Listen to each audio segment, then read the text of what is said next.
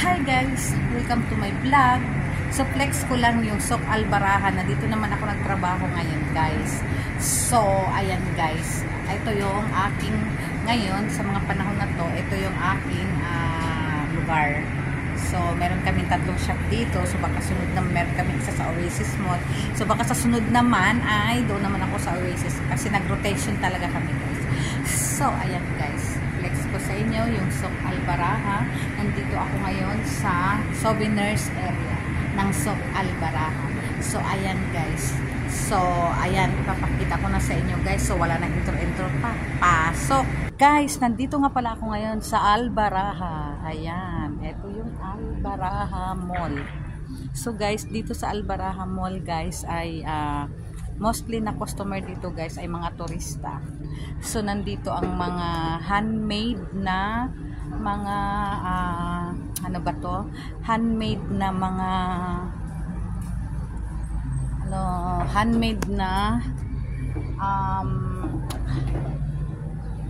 handmade na mga souvenirs. So ayan. Dito guys, mayroon kaming libreng guys, bus galing sa Marasi at papunta dito sa Albaraha, Sok Albaraha, papunta din sa Marasi. So ayan guys, i-flex ko sa inyo ang Sok Albaraha. So guys, ito nga pala yung parking area niya guys. So ang pagkaalam ko guys, kasi bago lang ako dito, ang pagkaalam ko ay 12 gate, hanggang gate 12.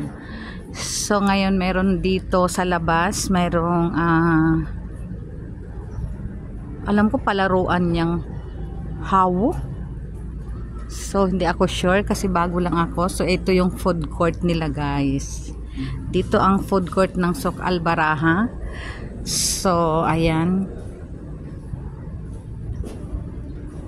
hindi pa open kasi umaga pa lang, mamaya maya. So ito yung mga ano niya guys. Dito ang gate 12. So hanggang gate 12 kami guys. Ayan, ito yung mga entrance. Dito ang entrance. Ayan, dito ang entrance hanggang gate 12. So ito yung gate 12, nandito yung food court. Karamihan dito kumakain. So ayan.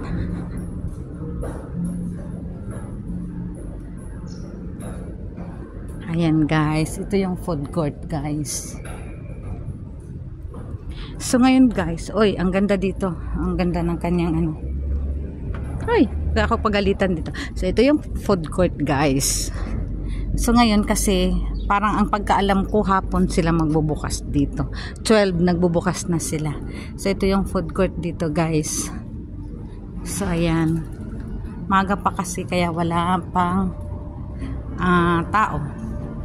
So ayan. Ayan yung mga ambience dito. Hindi ko ayan, may mga bukas na din. So ayan. So ayan guys, dito yung pinaka-entrance. Ito yung pinaka-highway kung tawagin nila guys hanggang dulo. So meron din kaming shop dyan. So bali tatlo yung shop namin guys. So meron kaming dito. So ayan. Yung iba guys, nagbubukas na yung ibang restaurant guys. Coffee shop. Ayan. So dito lagi silang may event dito guys. Dito yung mag-event sila guys.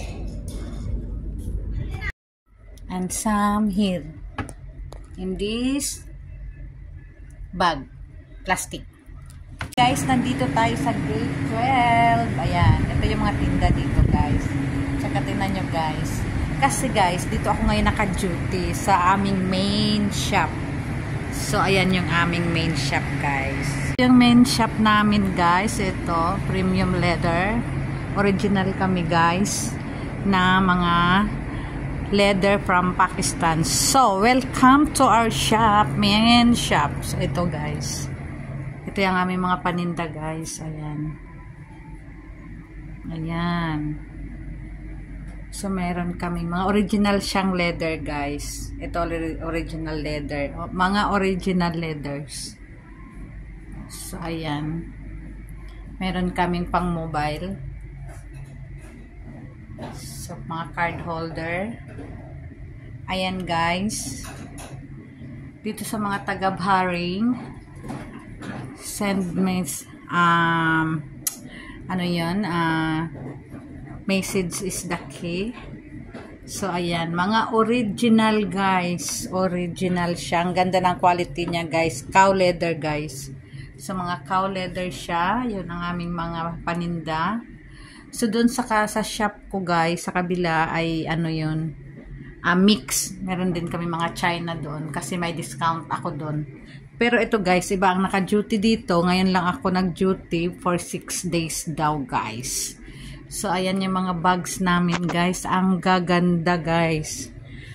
So, ang logo namin ay ito talaga yung aming brand. So, brand namin to guys. Ayan. MT Leather.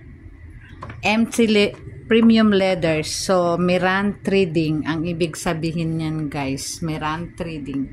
Na mga Pakistan bag. Ayan. So, ayan guys. Hindi siya Pakistan. Pakistan lang yung kanyang leather. So, made in Pakistan yung leather. Cow leather.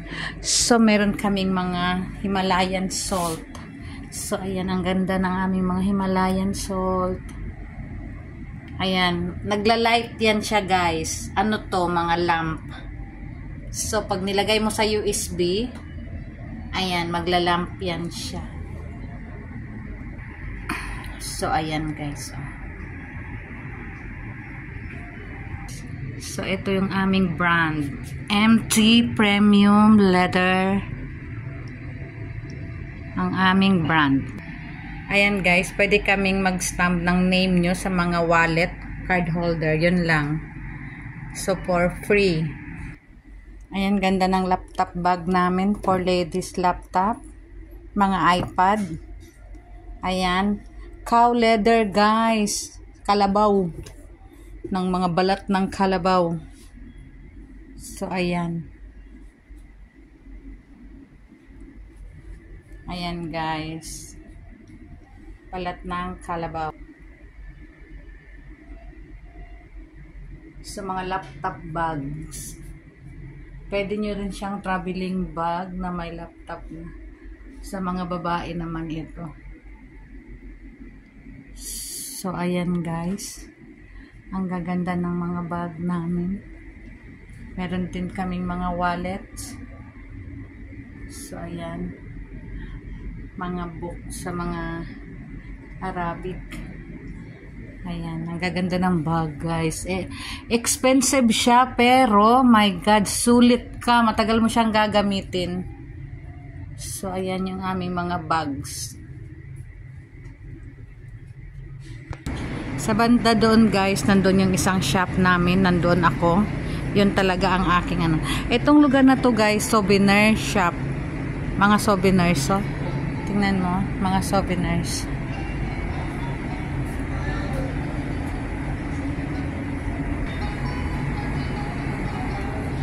Mga pangalan, ayan. Ito yung lugar na to, souvenir.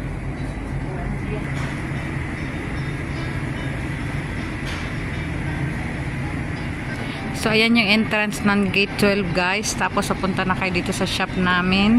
Tapos, yung isang shop namin doon. Ito yung ano guys. Ito yung souvenir area. So, handmade. Mga handmade. So, punta naman tayo dito guys. Ayan, mga souvenirs dito guys. So, ayan guys. Diba, mga souvenirs. Tapos dito na area guys, ito yung main na area. Ayan. Ayan hanggang doon. Tapos paliko doon sa kabila.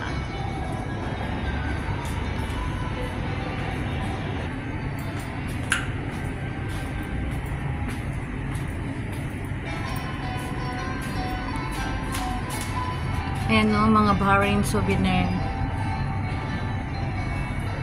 Kaya ang dami dito. Ito kasing lugar na to guys. Itong lugar na itong mall na to ay pang tourist mall, mga turista. Karamihan manhid papunta dito guys, mga turista. So itong area na guys, Sa tapat ng shop ko. Main shop namin ay tourist spot. Ito ay tourist souvenirs. So, ayan. See, ayan guys. Ayan. Unique handmade. Ayan. Gumagawa sila guys. Yan yung dito sa loob guys. Ko sa inyo sa banda rito. Kasi doon guys, hindi ko to yung area eh. So, ayan guys. Oh, ang ganda-ganda. Diba?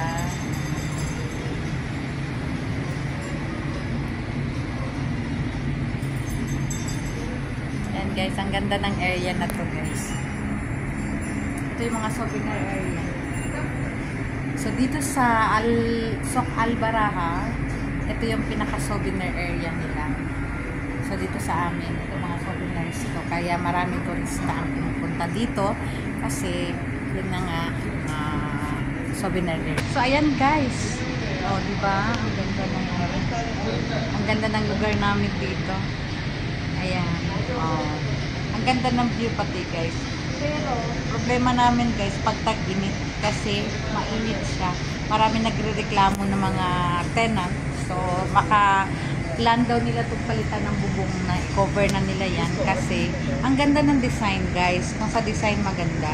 Pero, problema ng mga tenant kasi mainit. O, ayan o, may mga nagsianit yan. Kasi nga, mainit dito. Mainit. Pero guys, mas maganda dito kasi marami ka nga mapipiling mga souvenirs. Diba? Pag galing kayo ng Bahrain, meron na kayong mga bag na ganito. O, ayan na. Mga tote bag. Diba? Bahrain, meron pa siyang maliit na bag. Mga handmade kasi siya, kaya hindi katulad ng mga binibili lang sa mga sa iba dyan. Alam na natin, hindi na natin babanggitin. Kasi baka tayo mapagalitan. So, ganito. Handmade to, kaya medyo pricey. Kasi mga handmade siya. Karamihan dito sa lugar na to guys, ay mga handmade yung mga paninda namin nila. So, karamihan, kasi mayroong tourist spot kasi to. So, ayan. Dito sila namimili ng kanilang mga souvenir dito sa Bahrain. Tsaka ayan, isang side doon, meron din doon, maliit na pinuntahan ko kanina. So, ayan guys, hanggang dito na lang muna ang update ko sa inyo dito sa Soc Albaraha. Hanggang sa susunod na video natin guys. So, bye for now. So, don't forget to subscribe, Mix Chinita Mix Vlog. Bye-bye!